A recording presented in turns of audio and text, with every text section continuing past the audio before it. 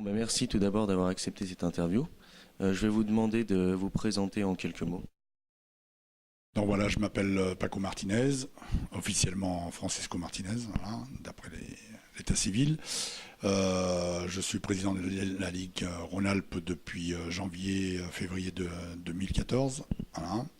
Et voilà, on a la première saison pleine, puisqu'on a pris la saison en cours d'année, l'année dernière. Et cette année, ben voilà, on a complètement mis le calendrier en place et toutes les organisations qui ont pu être faites, notamment les grades, les compétitions, les sélections, les stages, les formations, voilà, ce qui est de notre ressort. Voilà. Et ben, là, on va bientôt faire le bilan puisqu'on finit la saison. Et on clôturera cette saison avec, comme vous avez pu voir, le championnat de France senior le 2 et 3 mai. Voilà, à Gerland. Enfin, à quoi consiste votre rôle de président? Alors là, alors vous m'auriez posé la question l'année dernière, j'aurais eu du mal à vous répondre. En fait, ça consiste à tout. C'est pas compliqué, quoi. Voilà. Il faut être dans tout. Et si on n'est pas dans tout, on n'est dans rien, quoi. Voilà. C'est la plus grosse problématique, c'est que voilà, il faut être au courant de tout, il faut avoir des idées sur tout. Et si on n'a pas des idées sur quelque chose, ben, quelqu'un d'autre prendra la décision à notre place. Ça peut être très reposant sur le moment, mais tôt ou tard, ça nous reviendra par derrière et voilà quoi. Donc voilà, j'allais dire très naïvement, puisque je n'avais pas, enfin, je suis pas né pour être président, mais voilà, je pensais que je pouvais venir. C'est dans ma ville, hein, Vaux-en-Velin. On a la chance d'être hébergé à Frachon. Eh bien, je pensais que, très naïvement, que je viendrais deux fois par semaine, à midi, voilà. Et en fait, j'y suis tous les matins, tous les midis, et souvent le soir, avant de partir chez moi, quoi. Enfin chez moi ou à l'entraînement, ou voilà. Donc, ça prend beaucoup de temps, pour le moins. Donc, justement, est-ce que vous pratiquez justement ce sport depuis combien de temps? Et êtes-vous juste seulement président ou vous avez une autre fonction? Bah, en fait, comme je vous ai dit, hein, je ne suis pas prédestiné à faire un président ni toute ma vie, ni voilà, j'ai jamais commencé. J'ai commencé le karaté, j'avais 13 ans, à la MJC de Vaux-en-Velin, et j'en ai 55, donc voilà, calculé. Je suis cinquième dan en pratique, et puis j'ai une autre passion à l'intérieur du karaté qui s'appelle l'arbitrage, qui est aussi une passion dévorante, hein, et qui m'a amené avec de la chance et puis avec du travail quand même à arbitrer au niveau mondial. Voilà. D'abord le niveau européen, d'abord national, national, pendant longtemps la Ligue nationale, et puis après le niveau européen, et puis le niveau mondial. J'ai eu la chance d'avoir été sélectionné et d'avoir réussi le titre d'arbitre mondial. Voilà.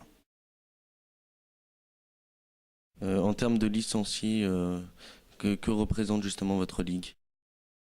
Alors, à l'heure actuelle, enfin, lorsqu'on a récupéré les deux anciennes ligues, enfin récupéré entre guillemets, l'addition des deux faisait 21 600, 21 700. À l'heure actuelle, on est à plus de 22 000, mais l'année dernière, on était déjà à 22 000 puisqu'il y avait eu une progression de 3%. Et là, grosso modo, il y a eu une baisse de 3%, mais il y a eu une augmentation de 7%. Donc, on va être encore en progression de 4 à 5%.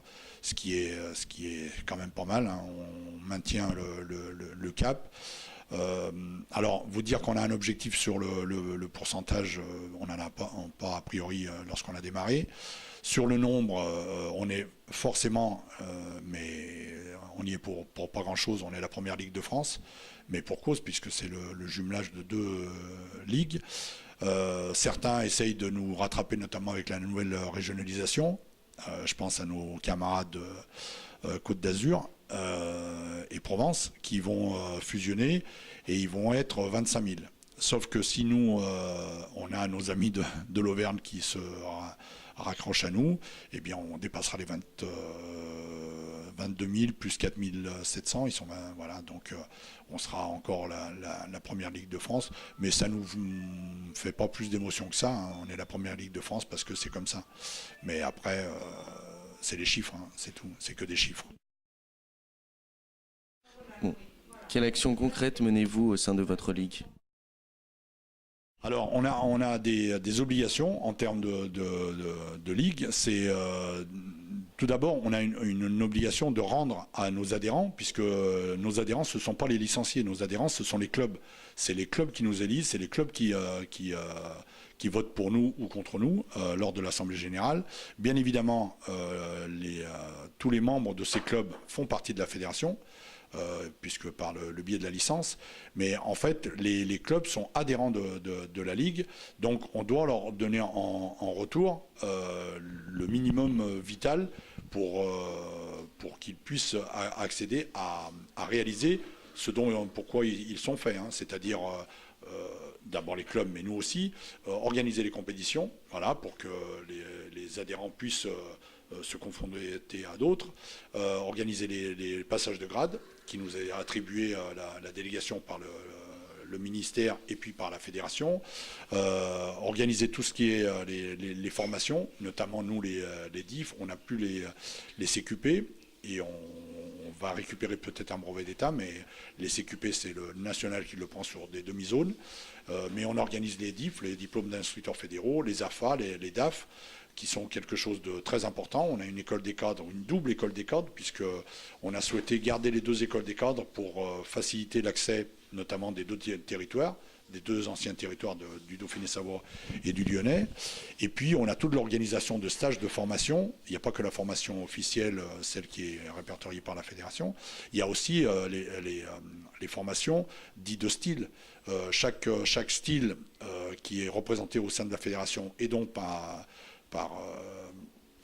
déclinaison au sein de la Ligue, eh bien, il faut qu'ils y trouvent leur compte. Là, on a deux arts martiaux nationaux qui ont perdu leur délégation, ou leur délégation ministérielle. C'est le full contact et les arts martiaux chinois, enfin le wushu. Eh bien, il y a une partie de ces gens-là qui vont venir à la Fédération française de karaté.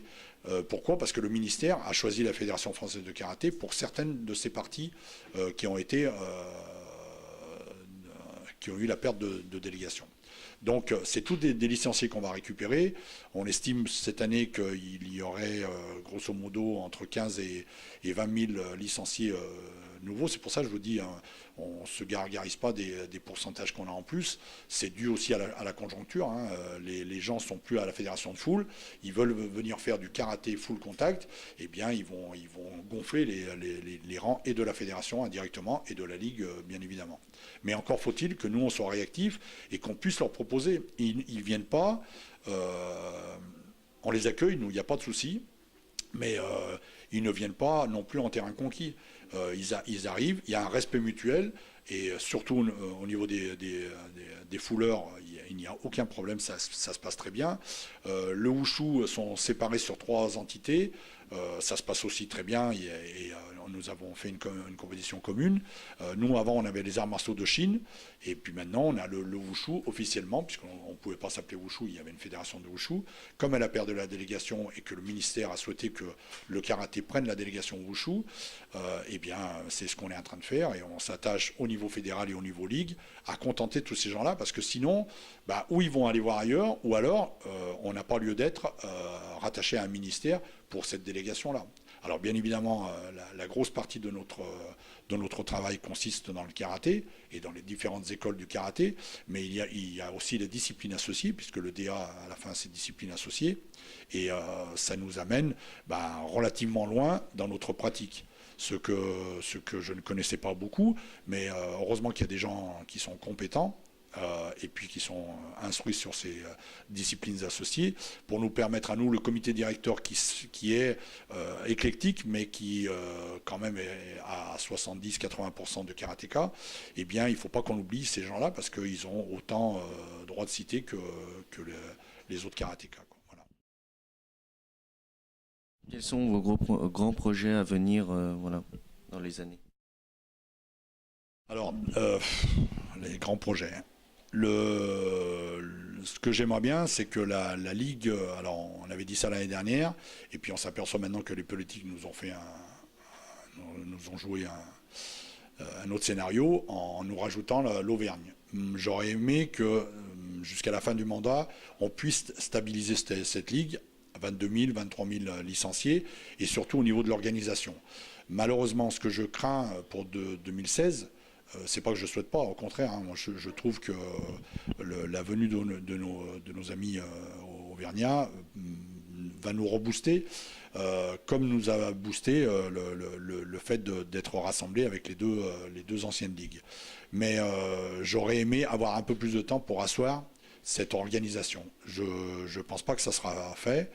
Donc mon successeur ou moi, on verra bien si je prends la décision d'y retourner, si je suis élu, eh bien je pense que la première des grosses tâches, ça va être de s'attacher à une stabilité.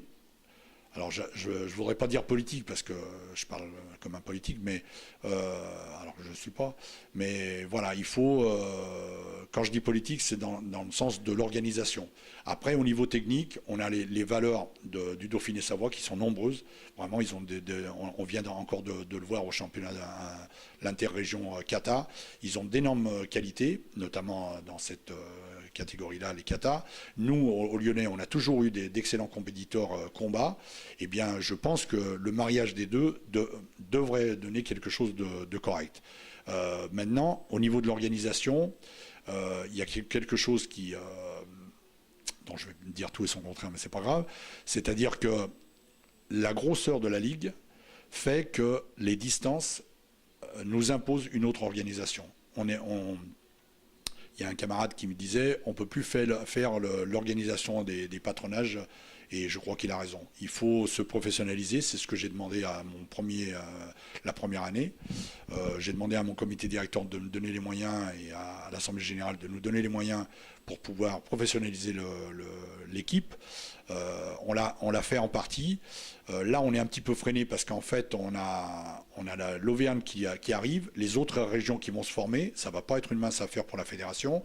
Et on attend parce qu'il y a certains postes, on ne pourra plus fonctionner avec des bénévoles. Moi, j'ai beaucoup de respect pour les bénévoles et Dieu merci, heureusement qu'on en a parce que ça serait impossible. Mais il y a des postes, notamment les directeurs techniques, notamment les écoles des cadres, notamment les responsables de plus en plus de l'arbitrage ou des grades. Si on ne professionnalise pas, on va rester encore au karaté de papa-maman et je ne pense pas que c'est bon pour nous. Nous, on est 6e dan et on est bientôt pas sur la fin, hein, pour certains. Mais voilà, pour les jeunes générations, je crois qu'on a intérêt à professionnaliser. Et ils sont en demande, et la fédération est en demande d'avoir des correspondants professionnels en phase 2 et non plus des bénévoles.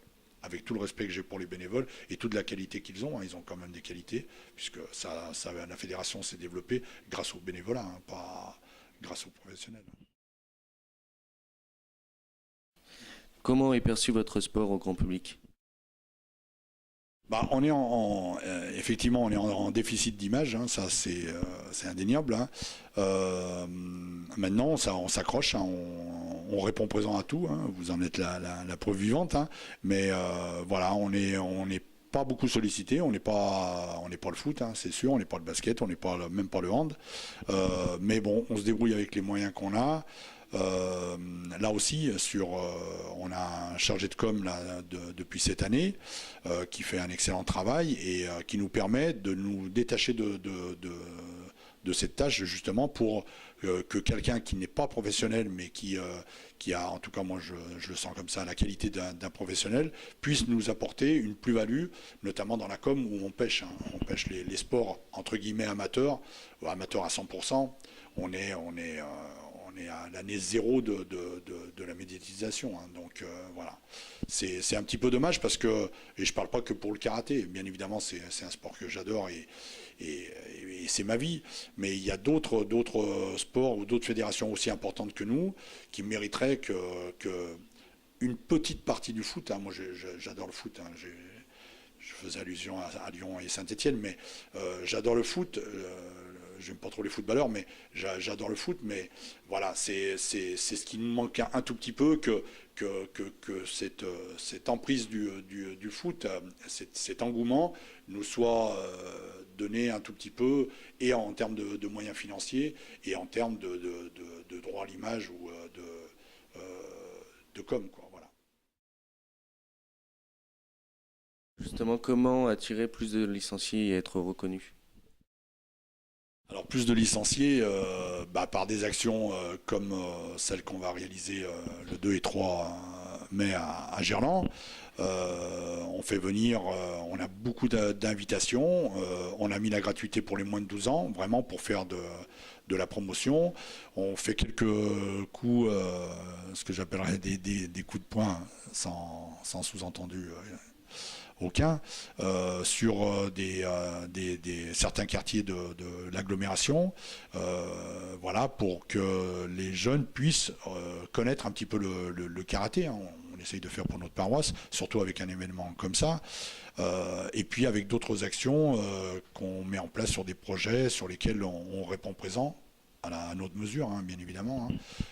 On est une grosse ligue, on a quelques moyens, mais ils ne sont pas illimités, nos moyens ne sont pas illimités. Mais voilà, on fait un choix, on travaille beaucoup avec le comité directeur et puis avec le bureau aussi fait beaucoup de travail. Et puis après, on est une petite équipe, et je pense qu'on est de plus en plus suivi. Bien évidemment, il faut que ça s'étoffe, parce que sinon, on va arriver à la fin du mandat où on va vraiment être très très très fatigué. Votre communication est-elle à la portée de tous? La communication, non, c'est ce que je vous ai dit tout à l'heure, pas vraiment. Je pense, de toute façon, c'est certain qu'on pêche un petit peu dans l'information. On a un site qui fonctionne très bien. On a depuis cette année seulement Facebook. On a un responsable pour chaque site, et ça marche plutôt pas trop mal. Voilà. On a des grosses catégories, notamment sur l'actualité, notamment sur l'accueil, sur des actions un petit peu à mettre en lumière. On s'est organisé comme ça. On a mon ami Antoine qui fait très bien les choses sur le site, et puis Rémi qui s'occupe du Facebook. Voilà, c'est vraiment nos perles. Voilà, sans ça, je pense qu'on serait. Les mails ne suffisent pas. Bien évidemment, Sylvie s'occupe de tout ce qui est mailing et envoie contact avec les clubs. Hein, heureusement, il faut qu'on ait ce lien direct. Mais après, il y a aller à la pêche aux informations. Le site est rempli d'informations. Des fois même, on élague un tout petit peu. Alors, on n'enlève rien. On laisse tout sur le site, mais on le stocke sur des endroits d'archivage. Voilà, c'est la décision qui a été prise pour plusieurs raisons. D'abord, par image, pour se revoir. Il y a plein de gamins, de familles qui souhaitent revoir les gamins en action. Et puis, par contre, il ne faut pas que ça encombre, notamment sur l'actualité. L'actualité et l'accueil doivent être réservés sur des points vraiment pointus de l'actualité du mois, de la semaine, quoi. Voilà. Voire même presque à 2 jours près, quoi. Voilà. Sinon, vous m'avez dit quoi par rapport aux événements? On va essayer de bien finir la saison. On a le championnat de France, comme je vous ai dit. Après, on a encore un passage de grade qui est très important, puisque c'est le deuxième pour nous, le deuxième passage, troisième et quatrième dan, et premier, deuxième dan pour tous les autres départements. Et puis, on va s'attacher maintenant à préparer, hein, dès que le championnat finira. Dès que les lumières vont s'éteindre, eh bien, on va travailler sur le programme de l'année prochaine. Ce n'est pas une mince affaire, ça ne sera pas un calque qu'on mettra dessus. C'est vraiment beaucoup de réflexion autour des responsables de commission pour pouvoir faire une année équilibrée. Équilibrée en sachant que de toute façon, quoi qu'on fasse, au mois de mai, fin mai, début juin, eh bien le début juillet, tout va redescendre de Paris et sera ou tout chamboulé, ou il faudra tout recaler. Donc, on retarde un tout petit peu nos vacances, en tout cas pour certains.